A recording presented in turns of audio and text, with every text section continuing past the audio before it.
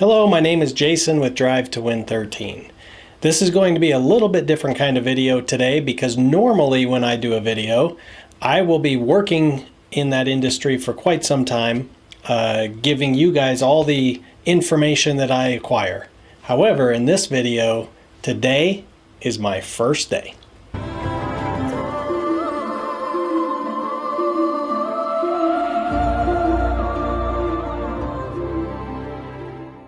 Before I start the video, I do want to tell you that Instacart does have a fairly good referral program, which means I will get paid if you use my link, which is in the description below. However, in this video, I'm going to be doing this a little different because this is my first time. If you use my link and I end up getting the referral fee, I will share some of that fee with you. You just have to email me as soon as you sign up and I'll send you the information. At the end of this video, I'm going to show you my earnings for the day. I'm going to show you how many batches I did, how long it took. I expect to be a pretty full day. How long it took, how much I made, and what I learned is going to be probably the most important thing. Like I said, day one, so I don't have any tricks. I don't have anything that I can really build on, but hopefully in the future I'll be able to. So let's start with day one.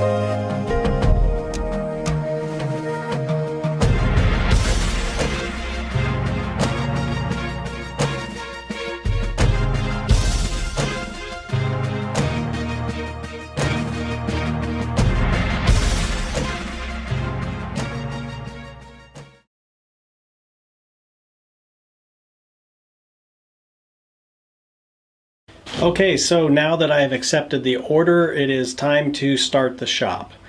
One thing that I did notice right off the bat was that all of the items that are on the screen are listed in a priority. So at the very top, there's a priority. These are the most important things that the customer wants. And then below that is all the other items based on the aisle that they're in. So aisle 2, 3, 4, 5, or deli, bakery, whatever.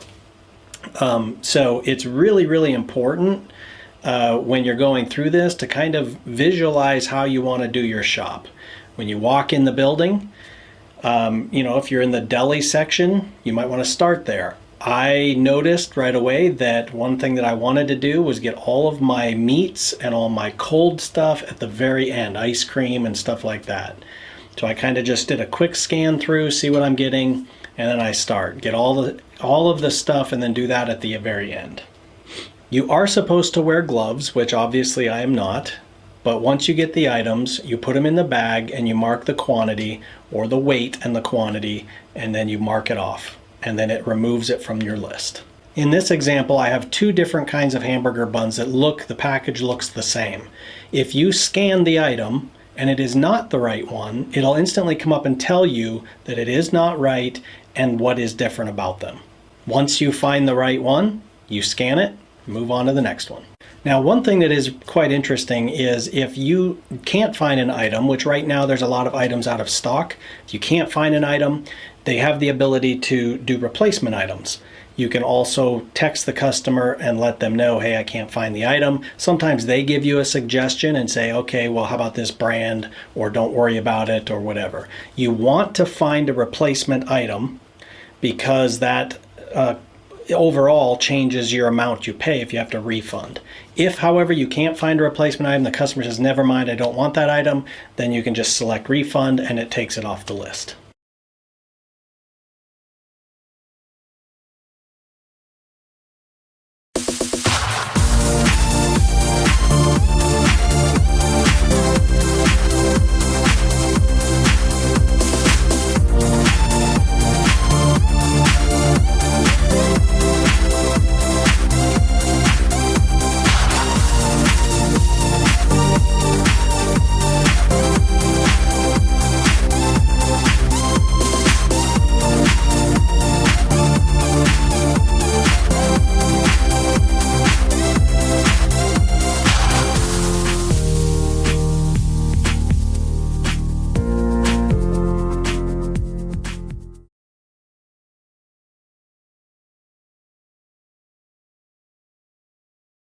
This caught me off guard when I went to pay. You have to tell them you're from Instacart.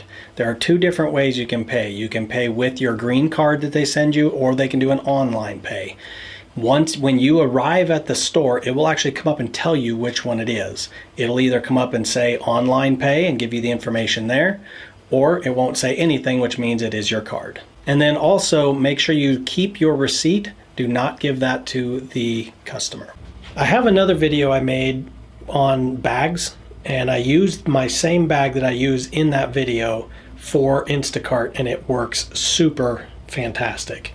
I put the information below as to where I got this bag, but it's nice and big. It has different compartments. It allows you to hold a lot of stuff. If you have milk or wine or something, you can kind of hold it up into the corner. Plus, the customers seem to really like watching me bring up this bag, and it definitely helps. And then once you are done, you swipe complete. It may ask you to take a picture based on the preference of the customer of where you set it. Right now, they're doing all outside. You just leave it outside. However, sometimes people override that and want it handed to them. If they want it outside, sometimes it asks you to take a picture of that location. So make sure you take your phone from your car. Okay, so I made it through the day. I was a little nervous starting out, I'm not gonna lie. I got to the grocery store and I was just like, kind of freaking out, but it actually was very simple, very easy to do. There's a few things that I learned, but first I want to tell you how much I made. I made $166.38. I was out there for about roughly 8 hours. There was about 45 minutes there that I was not out there.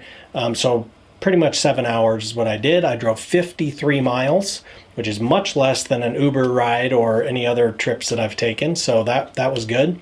$166.38 and $35 in cash tips. Not too bad for my first try. I didn't know anything about it. I had no clue. I had the guy that signed me up, that I used his link. He sent me some information to help me get going, which I was very grateful for because it did save me a lot. So that was really good. But I was on my own, just out there doing it. Few things that I learned. Number one, absolutely contact the customer. Text them before, okay? There's a little texting thing in there. Text them and let them know that if you have any questions, that you will contact them. That is really key. Otherwise, sometimes they'll just start blowing you up, okay? It also allows the communication line to be open up, which is nice, and will probably get you more for your tip, especially if they're gonna do a cash tip. The tips are included, so when you are accepting a batch, when you're looking at the batch, there's several things that you're going to see. Number one, you're going to see all of the items that they're picking, all of the tip, the amount you're going to make, all of that you see before you accept it. Where they live, where the grocery store is, how many miles you're going to have to drive. You get to see it all beforehand, which is kind of nice. The only thing that will affect that number in the end is if you refund items, that number goes down. So that's why you want to do replacement items. And then also the customer has the ability to remove the tip, okay?